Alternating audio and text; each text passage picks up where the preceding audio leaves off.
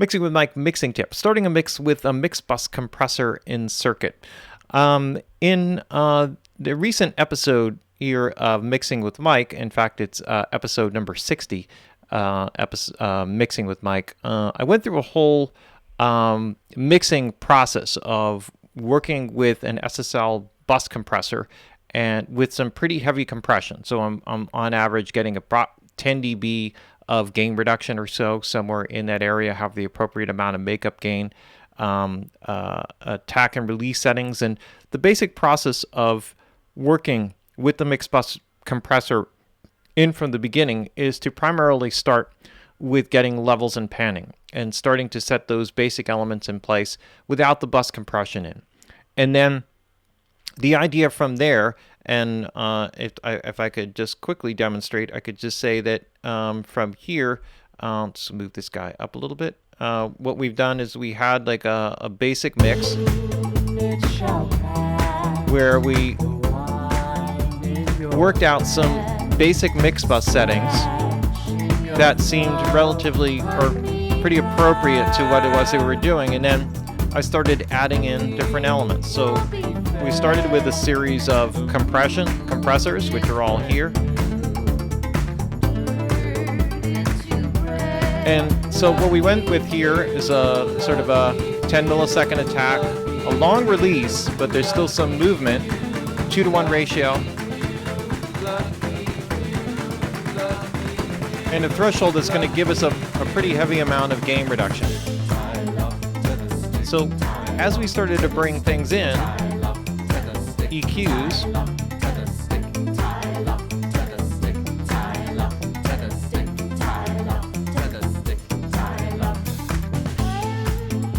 we went through a process of adapting.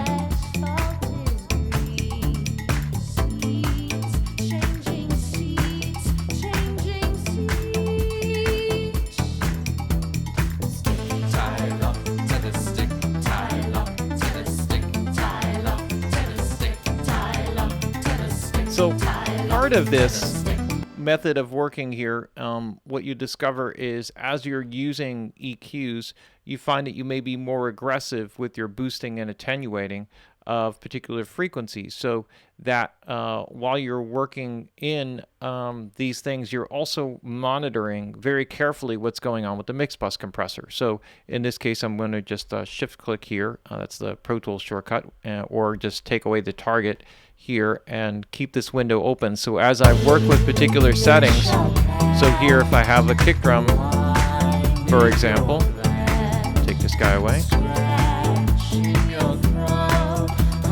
The more I boost the low end here, the more it's going to start to key the compression. So this is going to eat up my low end.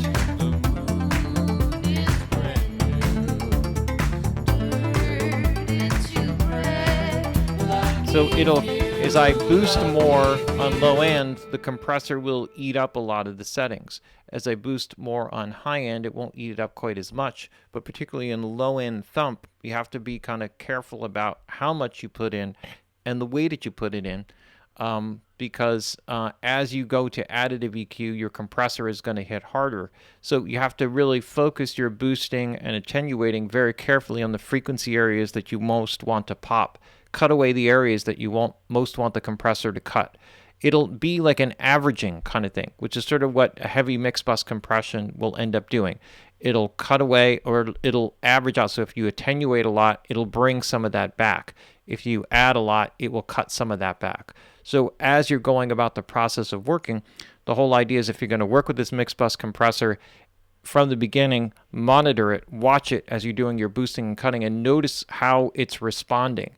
Pay close attention to that. You'll find that when you're mixing, you're going to be mixing with a lot of the EQ and compression or all the audio tracks basically in the circuit. So as you're EQing your vocal, you will be doing less soloing, because if you solo up the vocal and get a certain sound, the compressor will be compressing less than when you put it in. Now the compressor is kicking in and being moved by the kick and the drums and the vocal and all the other things, and now your sound is really going to completely change.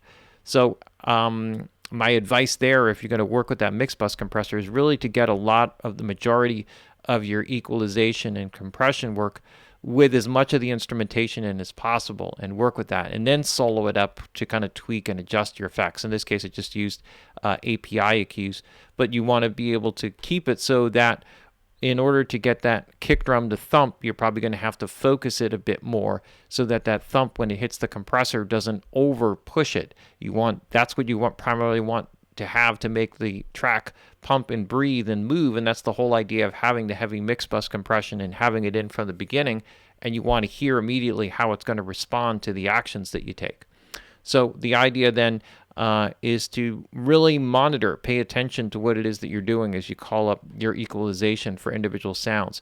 Monitor with all your tracks open, so that and mix with your tracks open. So otherwise, what's going to happen is the compressor is not going to respond the same way to soloed things as it will to everything in the mix, and that's going to be really important.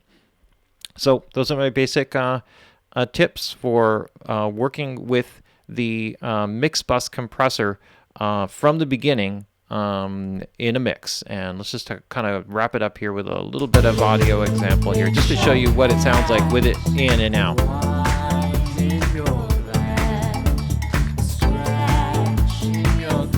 So you can hear how the low end instantly rises, and the high end as well, and the mid-range is a little hollower.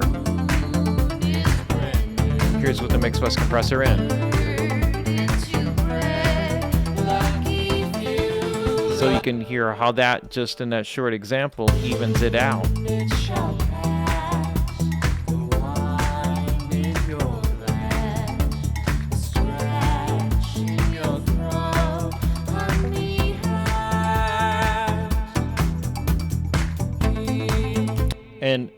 And so you would never come to those EQs necessarily naturally without the heavy compression in. And that's why if you're going to do heavy compression, then bring it in from the beginning. It's a little bit harder to add that after the fact if you very carefully sculpted the rest of your mix without that heavy mix bus compression in from the beginning. All right, this wraps up the mixing tip of the week for Mixing with Mike, starting a mix with the mix bus compressor in circuit.